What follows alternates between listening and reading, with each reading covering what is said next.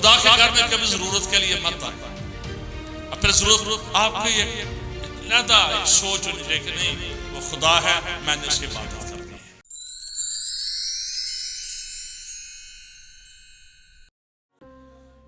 मैंने कल भी अर्ज की थी कि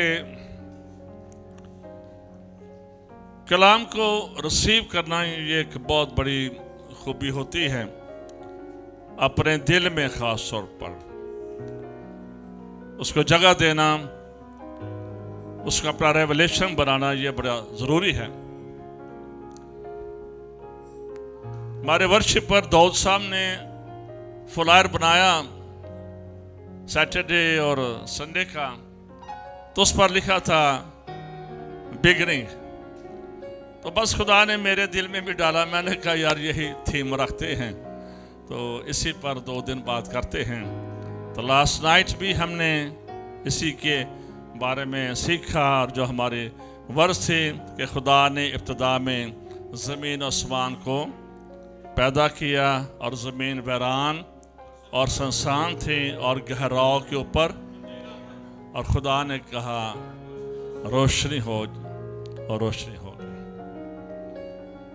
आगे बढ़ेंगे। ये महीना जो है ये कौन सा महीना है?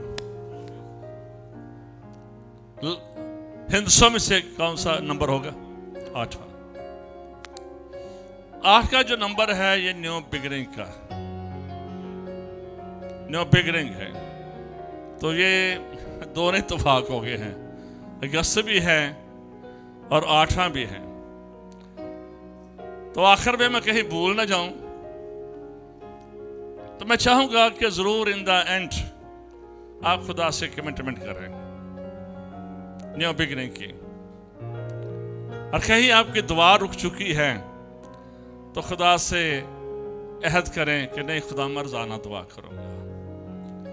आपकी गिविंग रुक चुकी है, खुदा से अहद करें खुदा तेरा हिस्सा मैं तुझे दिया करूंगा। आपकी वाक खुदा के साथ स्टॉप हो गई है, उसमें अदर चीज़ें आई हैं, आफ्टर दैट आप कहें खुदा आज से मेरी जिंदगी में न्यू बिगिनिंग थे। वो वादे जो खुदा के साथ आपने किए हैं अगर पूरे नहीं कर रहे, जो माने थे, खुदा से फजल मांगे।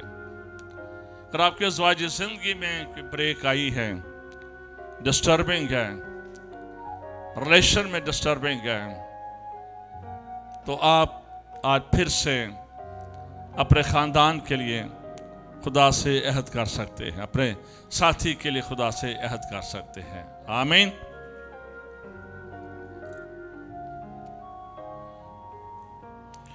लेकिन खुदावंद का इंतज़ार करने वाले असर नो जोर हासिल करेंगे, वो काबू के मानंद और बालों पर छोड़ेंगे, वो दौड़ेंगे और ना थकेंगे, वो चलेंगे और मांदा ना होंगे।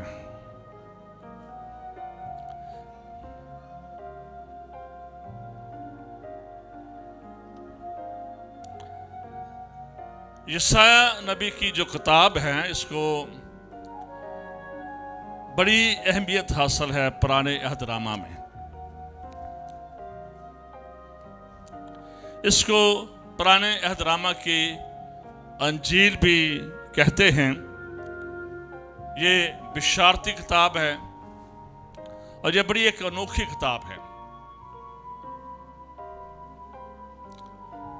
और इसमें सबसे ज़्यादा आपको यीशु मसीह की पैदाइश, उसकी मसलूबियत, उसके नाम, इन सारी चीज़ों का मेरे अज़ीज़ों इसमें जिक्र मिलता है।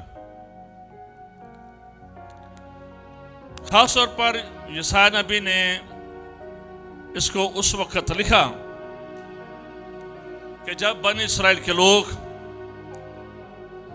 असूरी हुकूमत, बना इस्राएल के लोगों ने बहुत सारे हुकूमतों की असीरी गुलामी देखी है। मिस्र की गुलामी देखी, असूरियों की गुलामी देखी, बाबलियों की गुलामी देखी, रोमन की गुलामी देखी, कई साल ये उनकी कैद में रहे, गुलाम रहे, लेकिन उसकी मेन जो एक रीजन हमेशा रही डिसोबीडियंट, नाफरमानी खुदा की और उसके कलाम की। आज भी अगर हमारी जिंदगी में तरीकी रहती है, तबाही है, तो उसकी वजह डिसोबीडियंट स्पिरिट, बगावत की रूह, नाफरमानी खुदा की, ये हमें गुलामी में ले जाती है आज भी। तो बनी इस्राएल के साथ बार बार यही हुआ। तो जो असूरी थे, सीरियन, जो आजकल सीरिया जिसको कहते हैं, बेस ये वही हैं सारे, तो ये बड़े जालिम थे। इनकी सजाएं सबसे ज्यादा खतरनाक होते थे, आजकल की सजाओं की तरह नहीं। ये वाकई ही जालिम थे और बड़ी खतरनाक इनकी पनिशमेंट होती थी। ये जिनको कैद करते उनके नाजुक अज़ा काटते थे, उनकी ये खलड़ियाँ तारते थे, स्किन लैदा कर देते थे बड़े बुरे तरीके से। और फिर जब ये किसी मुल्क पर कब्जा करते थे तो ये उनके पानी के कुएं बंद कर देते थे और उनकी फसलें तबाह करते, आग लगा देते, उनके रुपये पैसे पर कब्जा कर लेते, उनके नौजवानों को कत्ल कर देते, उनकी बेटियां ले लेते। तो इसलिए ये सारी चीज़ें बनी इस्राएल की ज़िंदगी में बार बार आई थी। उन्होंने मिस्रियों की भी गुलामी देखी थी, वहाँ पर भी ये तंग थे। उसके बाद ये असूरियों की गुलामी देखी। तो ये सारे हालात उन्होंने इनको मेंटली तौर पर थका दिया था। बनी इस्राएल के लोग थक चुके थे, मेंटली, फिजिकली भी थक चुके थे। आपका 5 मिनट का सोचना, अगर आप दिन भर लेबर करते हैं तो वो आपको नहीं थकाता है, लेकिन अगर आप 5 मिनट अपने जहन पर जोर डालें तो आप थक जाते हैं, आपकी कुव्वत कम हो जाती है, आप अपने बदन में बदन महसूस करते हैं। तब बनी इस्राएल के लोग थक चुके थे, ये होम सिक हो चुके थे, ये डिप्रेशन में चले गए थे, ये एंजाइटी में चले गए थे और ये तारीकी में चले गए थे। डिप्रेशन, एंजाइटी, नाउमीदी, ये हमें हमेशा तरीकी की तरफ लेकर जाती है, ये हमें मायूसी की तरफ लेकर जाती है। तो जो बनी इस्राएल के हालात थे मेरे अजीजों, उस वक्त ये इसी तौर पर थे। और बाज़ औक़ात हमारी जिंदगी में भी ऐसे होता है, जब हमारे अजीज करीबी हमसे जुदा हो जाते हैं या मर जाते हैं, तो हमारी जिंदगी में भी ऐसी चीजें आ जाती हैं। या जब हमारे करीबी या हमारा लाइफ पार्टनर हमें धोखा दे या चीट करे या उसके साथ अंडरस्टैंडिंग ना बन सके, तो फिर भी हमें मेंटली टॉर्चर मिलता रहता है। एक दूसरे की बातों से, एक दूसरे की टांटिंग से भी हम ऐसे हालात का शिकार हो जाते हैं।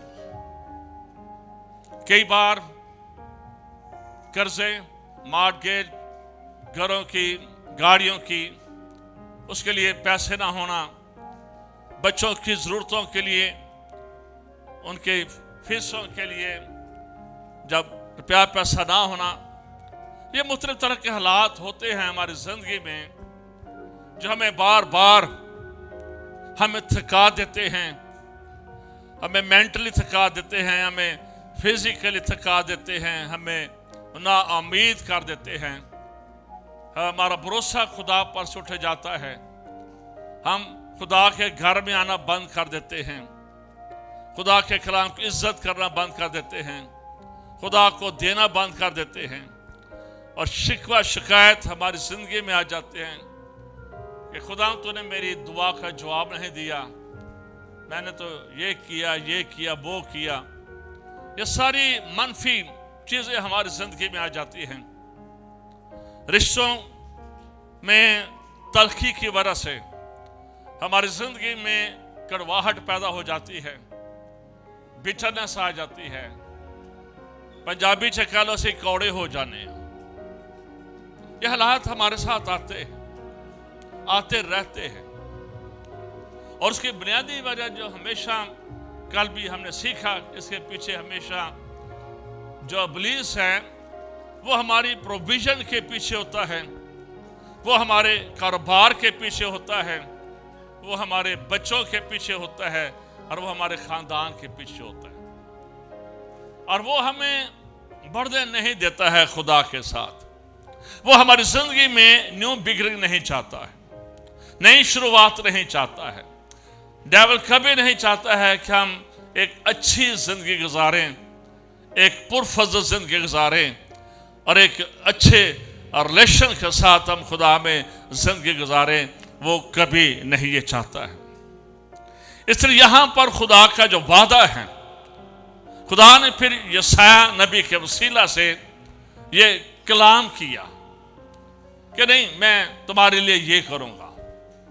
और अगर 43 पढ़े तो वहां पर भी खुदा का वादा, और यहां पर भी खुदा का वादा है कि तुम उकाबों की मानद बालों पर से उड़ गए। यहां पर खुदा अपनी कौम के साथ उन्हें एक उम्मीद देता है न्यू बिगनिंग की, एक नए होप की उन्हें उम्मीद देता है कि तुम्हारी जिंदगी जो है ये ऐसी होनी चाहिए। उन्हें कह लेके गोल दिया जाता है।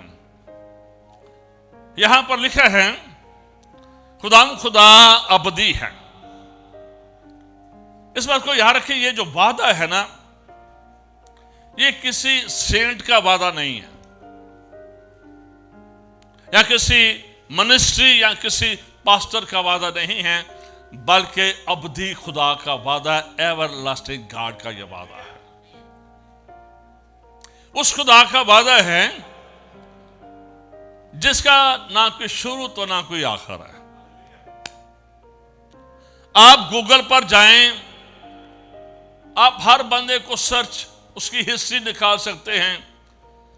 हुसन टेक्सास ये स्टेट कैसे वजूद में आई, कैसे इसका नाम पड़ा, अमेरिका कब बना, कैसे अमेरिका को आजादी मिली, कैसे आप हर चीज के बारे में हिस्ट्री निकाल सकते हैं और पढ़ सकते हैं।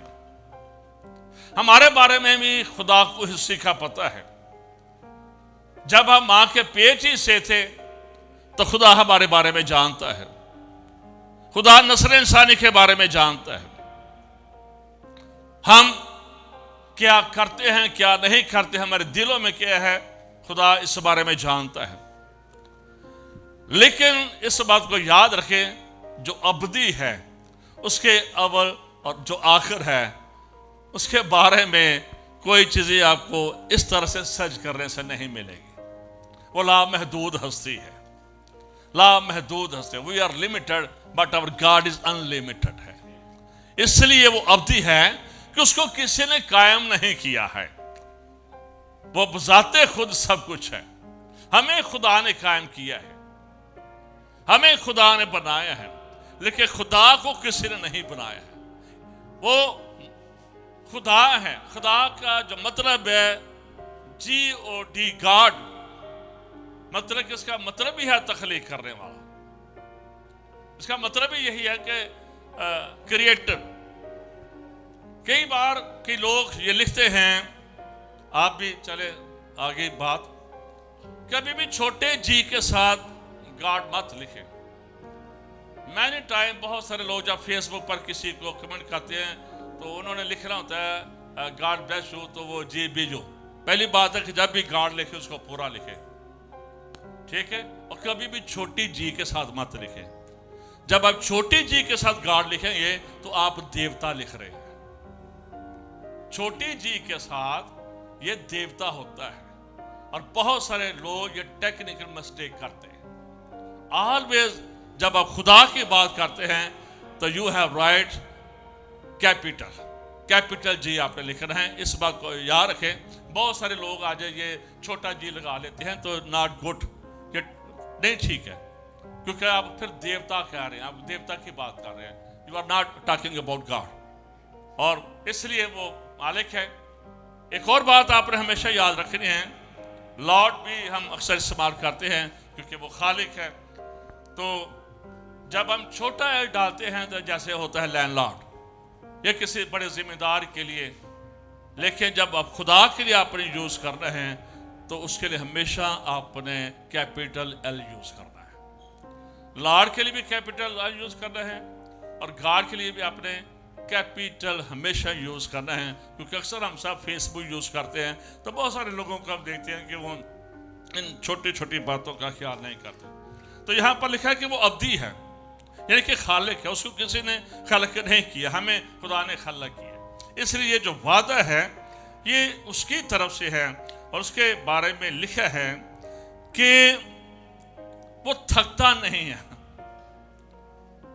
तेरा राखाना कदी उंगलाए और तेरे राबनो नींदर भी ना आए, तो वो थकता नहीं है। ये खुदा की बहुत सारी खूबियां हैं, उसके बहुत सारे नाम हैं, बहुत सारी उसकी डिटेल है। यहोवा जैरे, यहोवा शालोम, बहुत कुछ, यहोवा नसी, बहुत सारे उनके लैदा मुख्तलिफ हालात पे हम देखते हैं कि वो लैदा उसके नाम है। तो इसलिए इस बात को याद रखें कि जो वादा खुदा की तरफ से होता है और जो कुछ खुदा कहता है, वो उसका जो कलाम होता है ये कभी खाली वापस नहीं आता। जो खुदा बोलता है ये चीजें होती हैं, ये अपने टाइम पर होती है।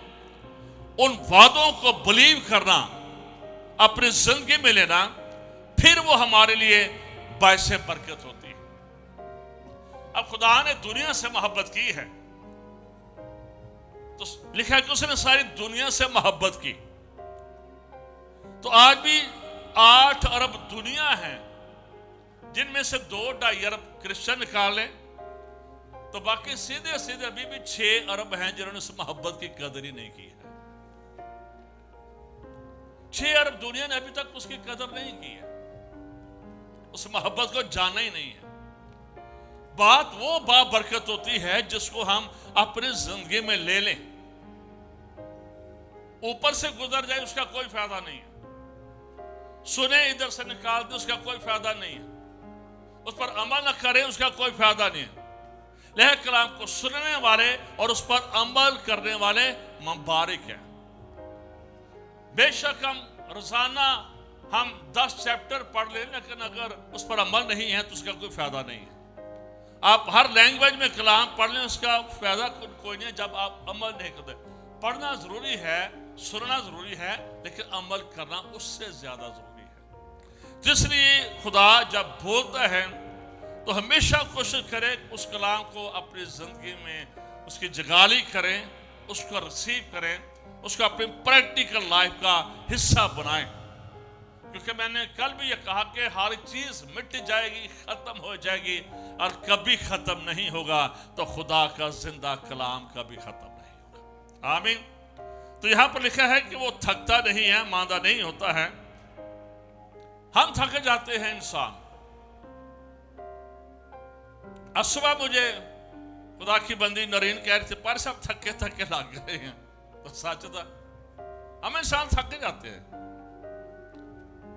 कई चीजें होती हैं, काम की वजह से, नींद की वजह से, थिंकिंग की वजह से, मैंने चीजें होती हैं, हम थक जाते हैं। ये एक सच है, जो हकीकत है, ये सच है कि हम इंसान थक जाते हैं। लेकिन खुदा के बारे में लिखा है, ना तो वो मांदा होता है और ना वो थकता है, वो कभी नहीं थकता है। इसलिए उसके बारे में ये सब कुछ लिखा है। और लिखा है कि वो थके हुए को जोर बख्शता और ना को तवानाई को ज्यादा कर देता है। लेकिन जब अगर हमारी जिंदगी में ऐसे हालात आ भी जाएं तो वो हमें इनकरेज करता है, मोटिवेट करता है अपने कलाम के वसीला से। और जब हम उसके कलाम को लेते हैं तो फिर हमारी बॉडी में ऑटोमेटिकली स्ट्रेंथ आने शुरू हो जाती है। खुदा ने आपके पास टेक्सास में मैंने देखा है कि लोगों के पास बड़ी गाड़ियां ज़्यादा होती हैं, बड़ी गाड़ियां ज़्यादा होती हैं। मैं पिछले महीने लंदन में था तो मैं पारिस साहब को बता रहा कि वहाँ पर लोग ज़्यादातर सबके पास छोटी गाड़ियाँ हैं, लेकिन यहाँ पर बड़ी गाड़ियाँ हैं।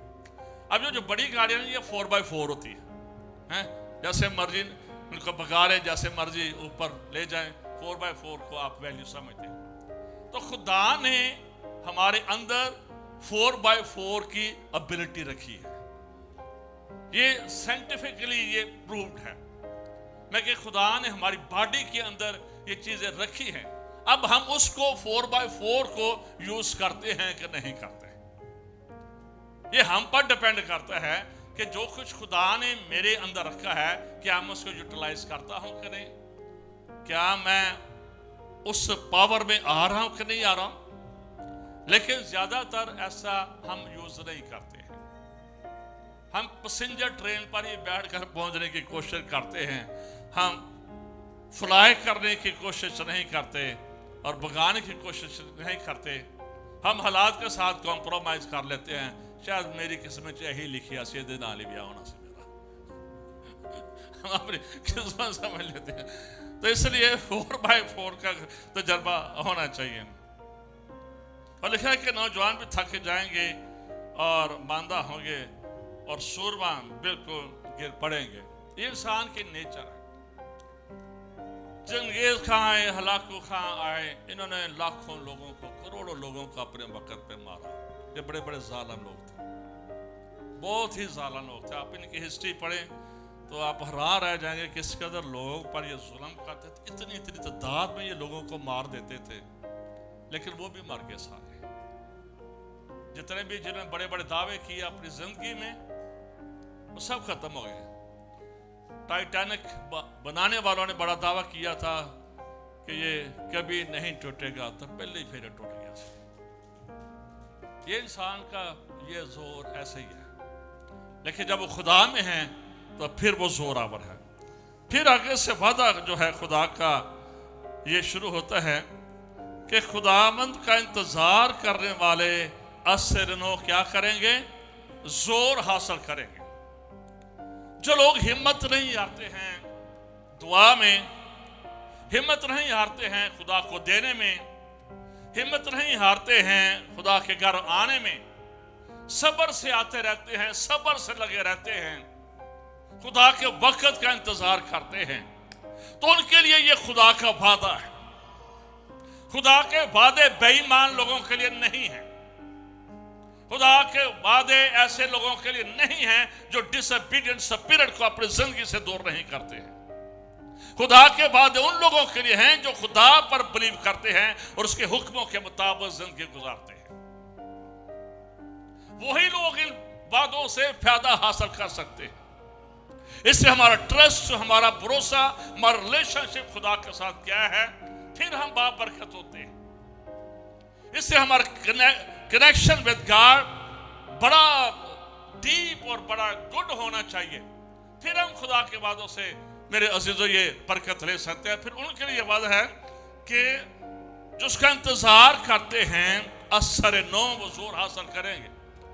यानी कि आप इसको ये कह लें, wait with expectation, wait with expectation, तवक्का के साथ खुदा के वादों का अपनी जिंदगी में इंतजार करना।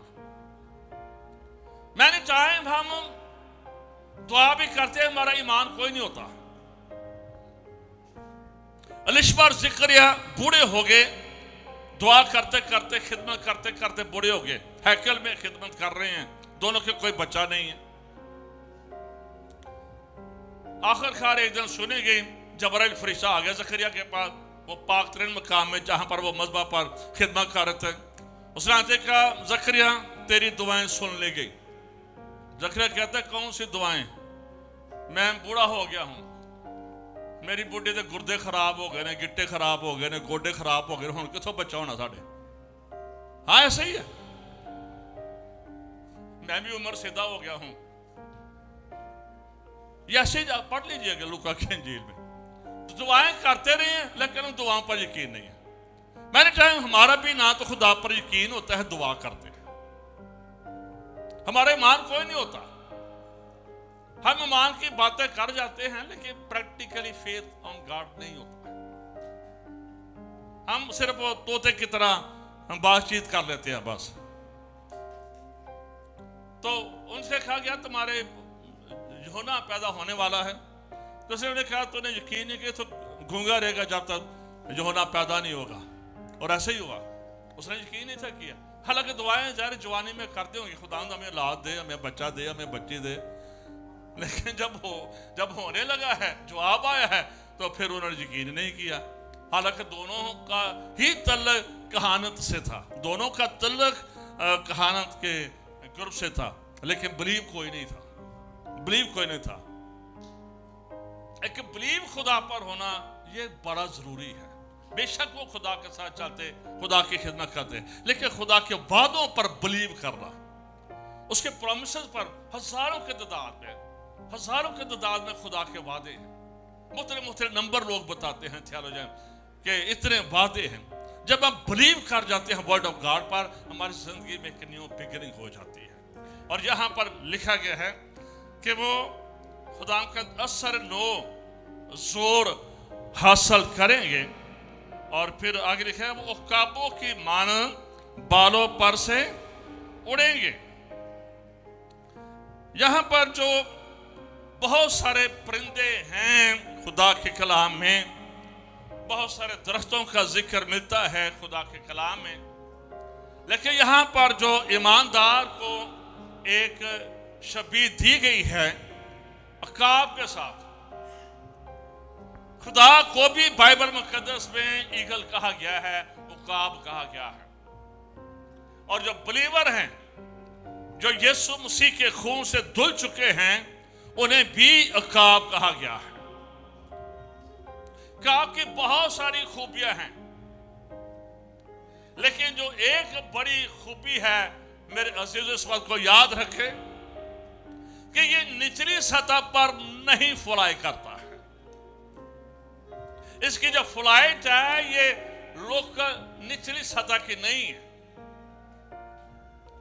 जैसे बड़े बड़े जहाज जब फ्लाई करते हैं तो कितने हजारों बुलंदी पर जाकर वो फ्लाई करते हैं, जो बिग एयरप्लेन होते हैं।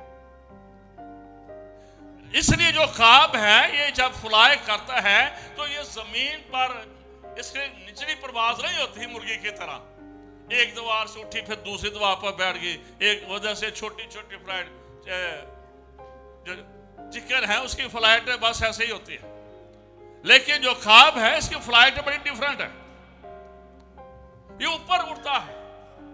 इसलिए और जब ये ऊपर उड़ता है तो कोई नीचे अगर आंधी है, तूफान है, सुनामी आ गया है, कि स्टॉर्म आ गया है, तो वो इस पर असर नहीं करती है, क्योंकि ये बादलों से भी ऊपर निकल गया होता है। ये बहुत बुलंदी पर ये जाता और फ्लाई करता है। ये नीचे जो तूफान होते हैं इसकी बॉडी पर कोई असर नहीं करते, कोई उन पर असर नहीं होता। इसलिए खुदा ये कह रहा है, बनी इस्राइल को ये तसल्ली दी जा रही है, ईमानदारों को मेरे अजीजों ये तसल्ली दी जा रही है कि तुमने अकाबों के मानन बालों पर से उड़ना है। यानी कि एक अच्छा उन्हें एक विजन दी जा रही है, एक अच्छा गोल दिया जा रहा है, उन्हें एक अच्छी पिक्चर दिखाई जा रही है। आज भी खुदा ईमानदार को अच्छी पिक्चर दिखा रहा है कि ये जमीन पर रिंगना तुम्हारा स्टेटस नहीं है। मैंने टाइम हम रिंग कर जिंदगी गुजारते हैं, हमारी जिंदगी में वो जंप नहीं होता है स्पिरिचुअली। खुदा ये चाहता है कि हम रूहानी तौर पर फ्लाई करें, ऊपर हों, ताकि जब हम ऊपर हों तो जो दुनिया की मुश्किलात हैं ये हमारे पांव के नीचे हों, ये दुनिया के दुख हैं ये हमारे पांव के नीचे हों, दुनिया की जो सफरिंग है ये हमारे पांव के नीचे हो। हम पहाड़ों से भी ऊंचे हों, हम बादलों से भी ऊंचे हो, ये चीजें जो है, ये दुनियादारी की चीज है, ये ऊपर हो, ये खुदा हमारी जिंदगी में ये बिगनिंग लाना चाहता है। इसलिए खुदा ने कहा काबों के पारों पार से तुम उड़ोगे, यानी कि ये तुम्हारा स्टेटस होगा। ये जो तुमने दुख देखे हैं, ये जो मुसीबतें देखी है, ये जो सीढ़ी देखी है, ये तुम्हारे अब नीचे होंगी।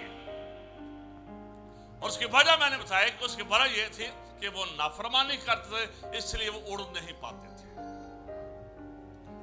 कई बार हम दुआ के लिए बड़े मंसूबे बनाते हैं, बड़ा कुछ सोचते हैं, लेकिन हम नहीं कर पाते। एक दो दिन हम कर पाते हैं, हम बड़ी कोई खादम आया, बड़ी हमने कमिटमेंट की, एक दो दिन पूरी करते हैं, उसके बाद फिर वो सारी चीजें हमें हमारी जिंदगी से निकल जाती है। इससे मेरे से यहां पर बताया जा रहा है, अकाब के जो पर होते हैं, इनका साइज बड़ा लंबा होता है। तो जब ये उड़ता है ना, जब ये उड़ता है तो फिर ये उड़कर काफी ऊपर चला जाता है। लेकिन जब ये ऐसे अपने पर मारना शुरू करता है तो फिर जो जमीन की ग्रेविटी है, जो कशिश शक्ल है, ये इसको अपनी तरफ खींच नहीं पाती है। फिर ये ऊपर निकल जाता है, ऊपर जाकर चीजें हल्की हो जाती है। आपने देखा जो लोग चांद पर गए थे कि वो उड़ते उड़ते नजर आते हैं, हल्के नजर आते हैं। जब ऊपर जाते हैं ना आप रूहानी तौर पर भी, फिर वो वजनी चीजें पीछे रह जाती है। और यीशु ने कहा था, थके मांदो और बोर से दबे हुए लोगों, सब मेरे पास आओ। जब हम जमीन पर हैं तो ये बोझ हमें दबाते हैं, ये हमें थका देते हैं, ये हमें टायर्ड करते हैं। लेकिन जब हम रूहानी तौर पर फिट होते हैं, जब हमारी रूह खुदा की रूह के साथ कनेक्टेड होती है, तो हम हल्के हो जाते हैं और हम फ्लाई करते हैं।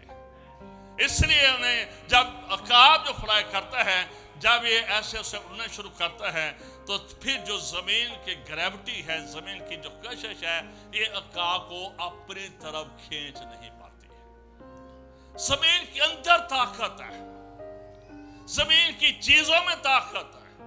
आप चर्च जाना चाहते हैं, काम ने फंसा लिया, काम की ग्रेविटी ने आपको खींच लिया, नहीं भी चल काम पे। आप खुदा को देना चाह रहे हैं, गाड़ी की किस्तें आ गई, मॉर्गेज आ गई, आप खुदा को दायकी देने का वादा करके गए थे, उसने खींच लिया आपको तरह। आप दुआ करना चाह रहे थे, फिर से आप इतने थक गए हैं, दुआ नहीं कर पाते। ये जमीनी चीजें हमें खींच लेती है अपनी तरफ। इनके अंदर ताकत है, इनके अंदर ये कुव्वत है, इनके अंदर ये अट्रैक्शन है। ये ख्वाहिशात हमला होकर गुनाह को जन्म देती है, ये हम पर कंट्रोल कर जाती है, ये हमें अपनी मर्जी से चलाती है। हम इनकी मर्जी को या ये चीजें हम पर हावी रहती हैं, और जिसकी वजह से वी कैन नॉट फ्लाई, हम ऊपर नहीं जा पाते हैं रूहानी तौर पर। हम हमारे हालात, हमारी जंग इन्हीं चीजों के साथ रहती है। हम हल्के नहीं हो पाते हैं, ये दुनिया के बोझ उठाए फिरते हैं। ये मसीह ने तो ऐसे नहीं कर रखा है थके मांदो और बोझ से दबे। और क्यों खुदा ने कहा कि मैं तुम बालों पर की तरह उड़ोगे? खुदा तो ठीक है, खुदा के वादे ठीक है, खुदा जो कुछ कहता है खुदा उसको पूरा करता है। फिर वाई प्रॉब्लम विद अस? हमारे साथ ये क्यों प्रॉब्लम? हमारे साथ प्रॉब्लम ये है कि ये जमीन की ग्रेविटी, ये जमीन की कशिश हमारा पीछा नहीं छोड़ती और हम इससे छूट नहीं पाते। हम इसकी गिरफ्त में रहते हैं और हम आसमानी गिरफ्त में नहीं आते हैं। हमारी जिंदगी में किसी भी तरह की कोई एडिक्शन हो सकती है,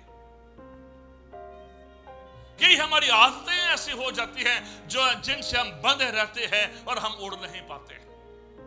हैबिट हमारी जिंदगी में ऐसी आ जाती है, ख्वाहिशात ऐसे हमारी जिंदगी में आ जाती है कि हम इस जमीन से जुदा नहीं होते। ये हमें अपनी तरफ खींचती है हर वक्त। इसके अंदर अट्रैक्शन है, इसके अंदर एक कुव्वत है जो हमें ऊपर नहीं जाने देती। इसलिए खुदा उन्हें कह रहा था, खुदा उन्हें उम्मीद दे रहा था, और खुदा हमें भी ये उम्मीद दे रहा है कि तुम उड़ सकते हो, यू कैन फ्लाई। और सिर्फ उड़ने की जो वजह है, नहीं हम उड़ पाते। ये दुनियादारी और दुनिया के काम, कई बार छोटी छोटी चीजों पर ऐसे ही नाराज हो जाते हैं दूसरे से कि बात होती भी नहीं है। वैसे पंजाबी च एक दूजे का मुंह बन जाता है, बोलते नहीं है किसी को, बात नहीं करना चाहते, शक्ल नहीं देखना चाहते, उस रास्ते से गुजरना नहीं चाहते। वजह शायद कोई भी नहीं होती, हमने सेल्फ मेड चीजें बहुत सारी बनाई होती है।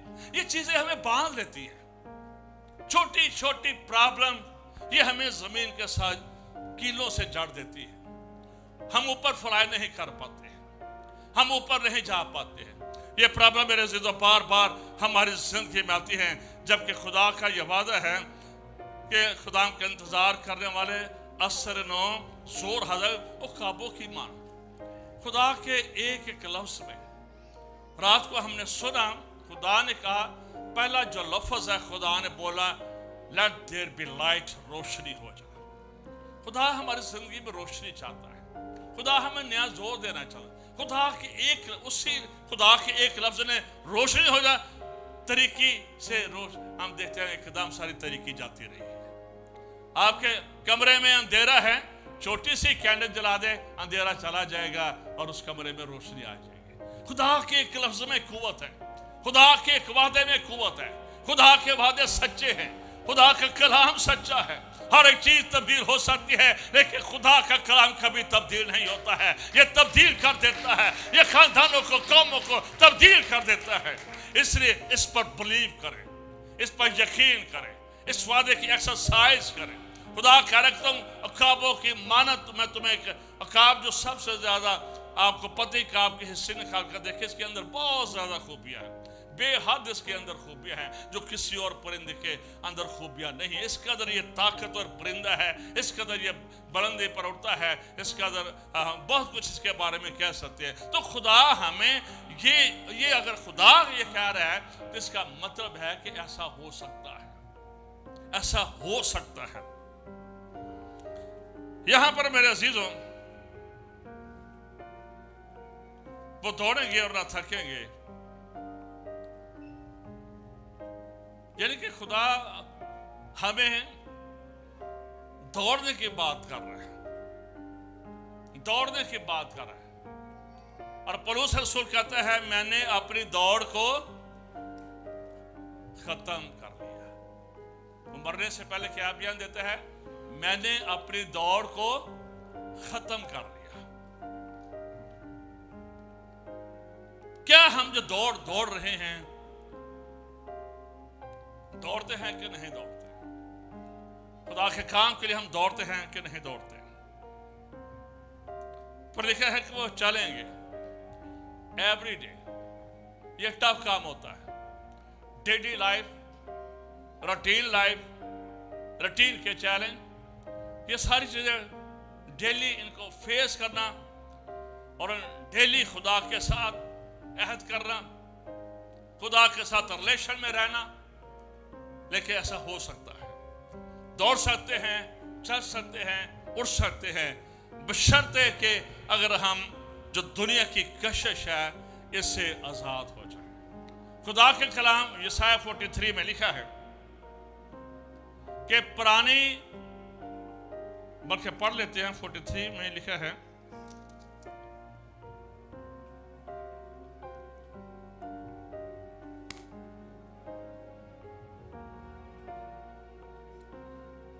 पिछली बातों को याद ना करो। क्या लिखा है जी? पिछली बातों को और कदीम बातों पर सोचते ना रहो। Many times we live in past. Many times we live in past. हम माजी में रहते हैं, पता ना पिछले हफ्ते साढ़े नाल की कीता सी, पिछले साल उन्होंने हमारे साथ क्या किया था। उन्होंने ये बात कर दी थी हमारे बारे में, हमारे बच्चों के बारे में ये बात करते थे। वो लिव इन पास्ट। जब हम पास्ट में रहेंगे तो नया काम खुदा हमारी जिंदगी में कभी नहीं करेगा, कभी हमारी जिंदगी में न्यू बिगिनिंग नहीं होगी। जो लोग पास्ट में रहते हैं, पास्ट की चीजों को भूलते नहीं है, माजी की चीजों को भूलते नहीं हैं, वो कभी भी फ्लाई नहीं कर सकते, वो कभी भी खुदा के साथ रिलेशन में नहीं आ सकते हैं जो माजी नहीं भूलते। स्पिरिचुअली न्यू बिगनिंग के लिए, नई शुरुआत के लिए माजी को खैराबाद कहना, माजी में जो कुछ हो गया सो हो गया, फॉरगेट। खुदा यहां पर यह कह रहा है, forget your failure, forget your mistake, forget your sins. जो कुछ पीछे हो चुका है भूल जाओ उसे। तो अगर तू चाहता है तेरी जिंदगी में नया काम हो, तेरी जिंदगी में न्यू बिगिनिंग हो, तो अपने में जिंदगी में न्यू मिरेकल देखना चाहता है, न्यू ओपनिंग देखना चाहता है, नई शुरुआत करना चाहता है, मेरे साथ रिलेशन में कायम आना चाहता है, तो तुझे माजी को और माजी के कामों को भूलना होगा कि पीछे फलां ने तेरे साथ क्या किया या तूने क्या किया पीछे। Forget your past. ये पास हमें खींचता है, ये अपनी तरफ हमें खींचता है, ये हमें ऊपर नहीं उठने देता है, ये हमें जमीन के साथ बांधे रखता है। इसलिए खुदा वहां पर ये कह रहा है और फिर लिखा, पिछली बातों को याद ना करो और कदीम बातों पर सोचते। कई बार हम सोचते ही रहते हैं, सोच सोच कर हम अपना ब्लड प्रेशर हाई कर लेते हैं, सर दर्द लगा लेते हैं, बोलते नहीं, उसने ये कह दिया, उसने ऐसे देखा। छोटी छोटी बातें होती है, ये छोटी छोटी बातें हमें जकड़ लेती है। जैसे खुदा यहां पर कह रहा है, खुदा बनी इसराइल से भी कह रहा है, वो भी यही सोचते थे। वो क्या दौर था दाऊद बादशाह का, क्या दौर था सुलेमान बादशाह का, क्या वो दौर थे, कहां पर गुलामी में आ गए हैं। लेकिन वो ये नहीं सोचते थे कि गुलामी में आए क्यों। कई बार के लोग पिछली बातों को दोहराते रहते हैं, उनसे फायदा कोई नहीं, उनसे कुछ नहीं होता। आपने न्यू बिगिनिंग का तजर्बा करना है तो पास को आज इसी जगह पर छोड़कर जाना है। आप अपनी जिंदगी में न्यू बिगिनिंग चाहते हैं, न्यू रिलेशनशिप खुदा के साथ चाहते हैं, आप चाहते हैं और काबो जैसा जोर पाए। काब के बारे में जरूर स्टडी कीजिएगा, जरूर पढ़िएगा कि किस कदर इसके अंदर खुदा ने क्वालिटीज और खूबियां रखी है, बहुत ज्यादा रखी है।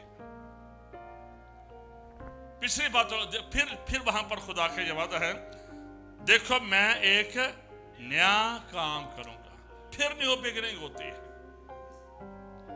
अगर ये पानी की बोतल है, ये अगर पहले ही भरी है तो इसमें और पानी नहीं डाल सकते,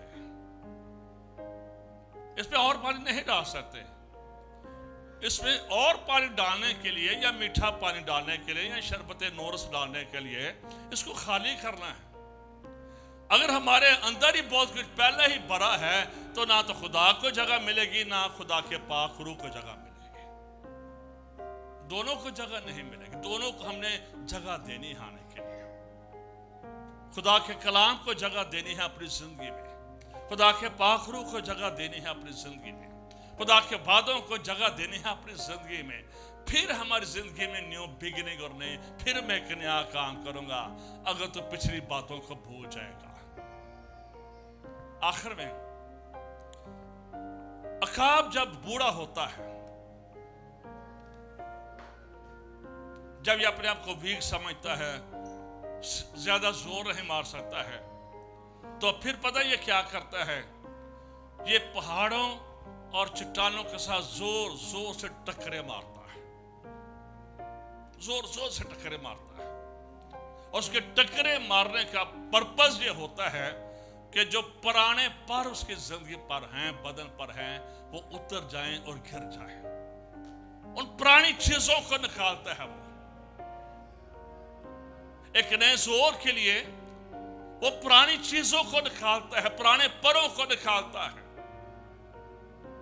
जब तक हम पुरानी चीजों को अपनी बॉडी से, अपने माइंड से, अपनी सोचों से हम डिलीट नहीं करेंगे तो फिर नई चीजें हमारी जिंदगी में लोड नहीं होंगी। कई बार मोबाइल वाले ऑप्शन देते हैं, डिलीट द पिक्चर, तुम्हारी स्टोरेज। कई बार ना रूहानी हमारी जो अंदर स्टोरेज है ये पूरी हो जाती है, उसमें से डिलीट करना होता है कुछ, तो सारा कुछ हो जाता, बहुत बढ़िया। इसलिए वो अपने आप को, परों को उतारता है। उसको दुख से गुजरना पड़ता है, तकलीफ से गुजरना पड़ता है, जब वो चट्टानों के साथ टकराता है, ये आसान काम नहीं होता। ये एक्सीडेंट करना, अपने आप को मारना, उसका बदन जख्मी होता होगा। एक 50 साल हो गए हैं एक बुरी आदत को, उस आदत को निकालना आसान काम नहीं है। और तो खैर इतना नहीं है, लेकिन मैं ना बड़ी सिगरेट पीता था। परसा मैं 1.5 डब्बी 30 cigarette every day before the salvation. 30 cigarette. और जो बंदा 30 सिगरेट पीता है ना, ये चेन स्मोकर होता है। तो बड़ी बार मैंने ये कोशिश की कि ये छोड़ूं, कभी साथ पान खा लिया, कभी टॉफी मुंह में डाली, कभी काम खा ले, लेकिन ये छूटी ना। फिर हफ्ते बाद उधर ही आ जाते थे। और फिर खिदमत शुरू हो गई, खिदमत शुरू हो गई, सिगरेट के साथ ही खिदमत शुरू हो गई। कोई तौबा नहीं की, कोई बपतिस्मा नहीं किया, गिद्दा चलाना शुरू कर दिया। ऐसे ही है। और फिर मैंने पहली बार रोजा रखा। मैंने पहली बार रोजा रखा जिंदगी में। मैंने कहा खुदा मेहरबानी, मेरे अंदर नफरत पैदा कर दे। मेरे अंदर क्या कर दे? सिगरेट के खिलाफ में नफरत पैदा कर दे। उस दिन से लेकर आज तक अगर कोई बंदा डैलस में सिगरेट पी लेना, तब मुझे नफरत होती है, मुझे मेरी तबीयत खराब हो जाती है। इस कदर मेरे अंदर वो नफरत आ गई और कभी दोबारा मेरे अंदर डिजायर ही नहीं पैदा हुई। कहां पर 30 सिगरेट पीने वाला चेन स्मोकर। लेकिन जब आप खुदा से कहते delete from this my life, वही कहते नहीं, सच्चे दिल ना नहीं कहते। एक ही रोजे के मालूम साहब को बता दें, एक ही रोजे खुदा वो अपने रहम की बदौलत कभी दोबारा ख्वाहिश नहीं पैदा हुई कि चलो मैं उसकी जगह लोग सिगरेट छोड़ के ना कि और चीजें इस्तेमाल करना शुरू कर, काम होते ही होता। लेकिन नेवर नेवर, ये अपने आप को बुरी आदतों से, ये से पहले मैंने बड़ी ट्राई की। इसकी हाजत मैं एक मिसाल दे, मैं अपनी दे रहा हूँ, शायद खुदा किसी से भी कलाम कर रहा हूँ, मुझे नहीं पता। तो ये पत्थर चट्टानों के साथ टकरे मारना ये आसान नहीं था। अपने आप को जख्मी करता और फिर उसके सारे जब पर निकल जाते हैं, फिर वो वेट करता है, बिल्कुल नंगा हो जाता है, उसकी बॉडी बिल्कुल नंगी हो जाती है, बॉडी बिल्कुल नंगी हो जाती है। फिर वो वेट करता है, उकाब वेट करता है, और फिर ऐसा ऐसा नए विंग नए पर उसकी जिंदगी से निकलना शुरू हो जाते हैं। और फिर नए पर जब निकलते हैं तो उनके बीच से तेल निकलता है, उसके बीच में से एक तेल निकलता है। फिर वो अपनी चोल के साथ उस तेल को लेकर अपने सारी बॉडी पर लगा लेता है। उसके सारे पर फिर से अनाइंट हो जाते हैं। तेल रूह कुदस की अलामत है, तेल पाक रूह की अलामत है। पुराने दौर में बादशाहों को, अंबिया को, नबियों को इसी तेल से मसा किया जाता था, इसी तेल से मसा किया जाता था। और फिर ज़बूर से दिन अकाबां दे वांगर तेनों जोर दे के और तेरी जवानी नो फिर से न्यू बिगनिंग, नई शुरुआत उसकी जिंदगी में शुरू हो जाती है। लेकिन कब? जब हम निकालते हैं, और निकालते नहीं है तो बिगनिंग नहीं होती है। कई बार जरूरी होता कि हमने बड़े बड़े, कई बार छोटी छोटी चीजें ऐसी हमने बांध रखी होती है अपने साथ, जो हमें जमीन के साथ बांधे रखती है। वो चीजें हमारे लिए प्रॉब्लम हो जाती है। इसलिए अपनी जिंदगी में अगर आप न्यू बिगनिंग चाहते हैं, और ये होनी चाहिए, खुदा के साथ आपका एग्रीमेंट होना चाहिए। मैंने खुदा के साथ एग्रीमेंट किया हुआ है कि खुदा चाहता तो मुझे फिजिकली ताकत देगा, ये तेरे इख्तियार में। I will never stop. मैं पाकिस्तान में भी सफर करता रहता हूँ, थक जाता हूँ, मैं भी थक जाता हूँ, बट आई नेवर स्टॉप। मैं 5-5, 6-6 घंटे ट्रैवल करके जाता हूँ, 5-5, 6-6 घंटे फिर आता हूँ, वहाँ पर 2-2.5 घंटे मुनादी करना। मैंने खुदा से ये कमिट किया कि खुदा जो तू मुझे देगा, मैं जब तक तू कहेगा आई एम रेडी। खुदा के साथ आपकी कमिटमेंट होनी चाहिए। अब हर बंदे ने कलाम नहीं सुनाना, हर बंदा वर्शिप नहीं कर सकता, पर जो कुछ आप कर सकते हैं करें खुदा के लिए। जो कुछ आप छोड़ सकते हैं, निकाल सकते हैं, उसको अच्छे तरीके से करें। अच्छे तरीके से करें। खुदा के काम को पंजाबी का गलो लान वाली गल नहीं होनी चाहिए। खुदा के साथ आपकी वाक बड़ी वेरी सीरियस और संजीदा होनी चाहिए। गॉड इज सीरियस, खुदा सीरियस है। हमने भी खुदा के साथ सीरियस होना है। कभी भी खुदा के साथ जोक मत करें, अपने रिलेशन को खुदा के साथ जोक मत बनाएं।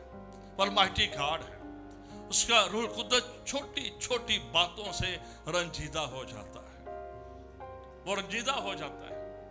अपनी रिलेशनशिप खुदा के साथ अपने विंग्स को फैलाएं और इस्तेमाल करें। आपके विंग्स क्या हैं? आपकी दुआ है, आपकी दुआ है। और फिर जैसे मैंने कहा, ये खुदा का कलाम है, ये आपके विंग्स है। एवरी डे खुदा की हजूरी में बैठे। और दुआ का मतलब है रिलेशनशिप विद गॉड। ये दुआ ना हो कि खुदा मुझे नौकरी दे दे, मुझे रुपया पैसा दे दे, 2 मिनट की दुआ की और काम पर निकल गए। ऐसी दुआएं कोई नहीं सुनता, ऐसी दुआएं कहीं नहीं पहुंचती, वो बंदिया तक भी नहीं जाती। खुदा तक तो बड़ी दूर की बात है कि सिर्फ जरूरत की लिस्ट देना। दुआ का मतलब है relationship, deep relationship with God. Sit in the presence of God, खुदा से बातें करें, खुदा से बातें करें। सिर्फ अपनी जरूरतों के लिए आपका रिलेशन खुदा के साथ नहीं होना चाहिए। बहुत सारे हम शायद इसलिए दुआ करते हैं कि मेरी ये जरूरत पूरी हो जाए। खुदा के घर में कभी जरूरत के लिए मत आए। अपनी जरूरत आपकी एक सोच होनी चाहिए कि नहीं, वो खुदा है, मैंने उसकी इबादत करनी है, मैंने उसकी इबादत करनी है। दुआ करें, दुआ करें, दुआ करें, कलाम पढ़े, कलाम पर अमल करें। अपने ऊपर हमेशा यीशु के लहू का मांगे। उस लहू पर यीशु का जलाल आता है, ग्लोरी आती है, अनाइंटिंग आती है। रूह कुदस को अपनी जिंदगी में झुंबश करने दे। कल हमने देखा, और गहराओं के ऊपर अंधेरा था, तारीकी थी, फिर भी खुदा का रूह झुंबश कर रहा था। खुदा का रूह बुरे हालात में भी हमारे ऊपर झुंबश कर होता है कि जैसे मौका मिले क्रिएशन का सुपरनेचुरल क्रिएटिव वर्क हमारे जिंदगी में। खुदा के रूह की भूख और प्यास रखें। यीशु के खून को हमेशा एक्सरसाइज करें। क्या यीशु मैं तेरे खून को लेता, कलाम पढ़े। ये 4 चीजें अपनी जिंदगी का हिस्सा बना लें। 4x4 स्पिरिचुअल एम्पावर हो जाएंगे। आमीन। आइए अपनी जगह पर खड़े होते हैं। 5-7 मिनट हैं, 5-7 मिनट आपकी जिंदगी में। उसके बाद दुआएं करेंगे जैसे खुदा हमने तौफीक दी। लेकिन ये 5-7 मिनट मैं सच्चे दिल से कह रहा हूं कि अगर वाकई कभी इबादत हमेशा कलाम को संजीदा रहे, खुदा के पाक रूह का मौका दिया करें। खुदा का रूह कुदस हमारी मदद के लिए है कि वो हमें बताता है वेयर आर यू रॉन्ग, बात तेरे अंदर क्या गलत हैबिट है। जब हम मौका देते हैं, अपने आप को हमेशा पेश किया करें। खुदा का बंदा दाऊद ये कहता है कि मुझे जांच, ज़बूर 139 है, मेरी एंजियोग्राफी कर। ये साइंस वालों ने, डॉक्टरों ने तब एंजियोग्राफी की है, तो दाऊद ने तो 139 में अपने दौर में कहता, खुदा मुझे जांच, रंधे से जांच, मेरी ड्रिलिंग कर, मेरी एंजियोग्राफी कर, मेरा अल्ट्रासाउंड कर ले, मेरी MRI कर ले, देख ले खुदा कहाँ कहाँ पर मेरी जिंदगी में प्रॉब्लम है। कितने साल पहले उसने खुदा को ये कहा था। ये साइंस तो आज ये ऑपरेशन करती है, बेहोश करती है। खुदा ने तो पहले इंसान को बेहोश करके हवा से निकाल दी थी। तो खुदा से बड़ा कोई साइंसदान कोई नहीं है, खुदा से बड़ा कोई मास्टर कोई नहीं है। वो सारी साइंस और वो सारी जो स्पिरिचुअल फॉल्ट और बीमारियां हैं ना, आप पारी खुरम साहब से छुपा सकते हैं, अपने रिश्तेदारों से छुपा सकते हैं, खुदा से नहीं छुपा सकते। He is Almighty God, अवधि खुदा है, और उसने हमें ठीक करने के लिए, हमारा ऑपरेशन करने के लिए उसने अपने बेटे यीशु मसीह को भेजा, जो अपने खून की कुदरत के वसीला से हमारा ऑपरेशन करता है। जहाँ जहाँ से उसका खून गुजरता है, चीज़ें पाक साफ होना शुरू हो जाती है। जहाँ जहाँ पर उसके खून का कतरा आता है, इंसान पाक हो जाता है, अज़वाज पाक हो जाता है, बेटे बेटियाँ पाक हो जाते हैं। जहाँ जहाँ पर हम यीशु के लहू को अपनी ज़िंदगी पर मांगना शुरू कर देते हैं, उसे कहते हैं यीशु अपने कीमती। खुदा यीशु का खून इसलिए कीमती है, वो ज़मीनी नहीं है, वह आसमानी है, वह आसमानी है। कोई खून उसके मुकाबले में नहीं है। ये वो खून है जिसमें कोई गुनाह नहीं है, और ये खून है जिसका एक कतरा भी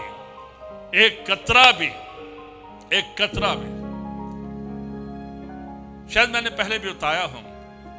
एक अफगानी जोड़ा था, अफगानिस्तान में गया, अफगानिस्तान में गया, वहां पर वो मिशन वर्क करते थे। पकड़े गए, उन्होंने मर्द को वापस भेज दिया, गोरे का अमेरिकन था। यह रियल वाकया है, जरा सुनिएगा मेरी बात।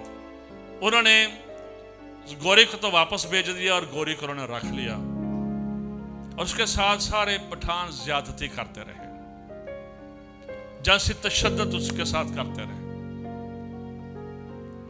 कई सालों बाद उस लड़की का किसी तरह से उसको अपने अमेरिका में अपना कनेक्शन कायम करने में वो कामयाब हो गए। इंशार ये कि वो वापस आ गए, और जब वापस आए तो उसका शौहर उसको एयरपोर्ट पर लेने के लिए गया, और उसने उसे कहा कि मैं अब इस काबिल नहीं कि मैं तेरी बीवी कहलाऊं। उसके साथ बहुत ज्यादा जिनसी तशद्दुद, सेक्सुअल अब्यूज बहुत ज्यादा हो गया था। उसने कहा मैं अब इस काबिल नहीं कि मैं तेरी बीवी कहलाऊं। उस गोरे ने एक ही बात कही थी, उसके शौहर ने, यीशु के एक खून का कतरा तुझे अभी पाक और साफ करता है।